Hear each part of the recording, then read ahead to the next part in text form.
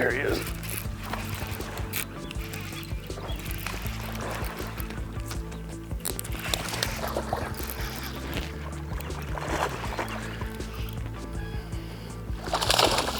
Old thunder cricket fish there.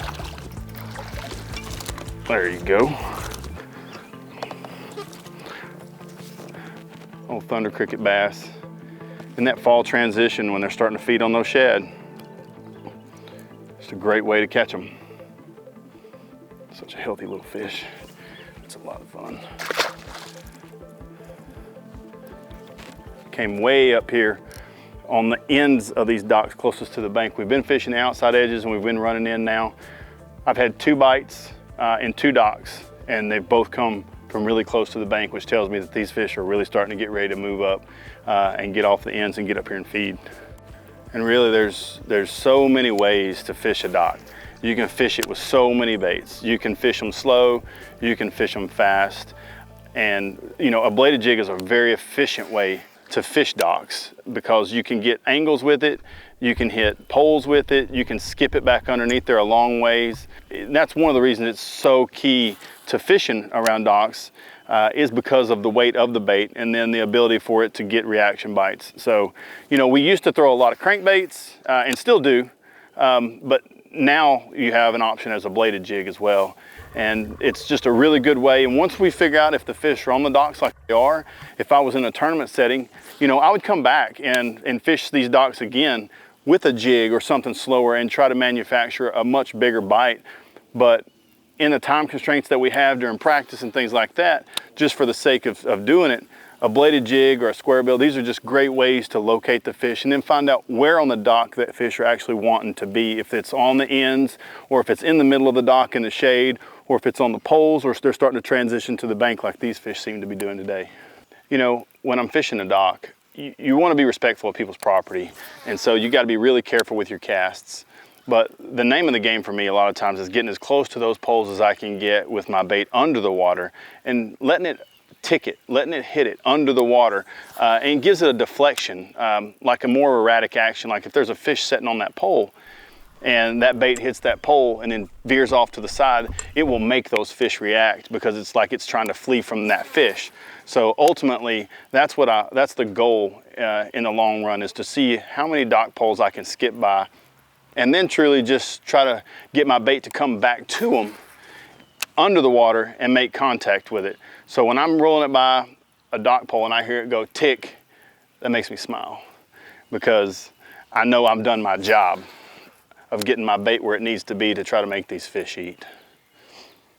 When I'm fishing around docks, I will change my bladed jig rod and I'll go to this shorter rod, 610, 611, much shorter rod, and that's just because of the accuracy. And I'm not having to fight it in and around these docks and things like that, but the accuracy that comes with a shorter rod is far better than what I would be doing if I had a 7.2, 7.3, 7.6 rod that I like to really throw it on in the open water. So, you know, a 610, 611 bladed jig rod here, and then I like to throw 17, even 20 on my bladed jigs around docks, just because the amount of friction and wear and tear that you put on your line with multiple casts of bringing it down these poles and then bringing it around any kind of laydowns or anything that they have under the docks, all that stuff takes its toll on your line. So it's a big deal to have a good line and a really good parabolic rod.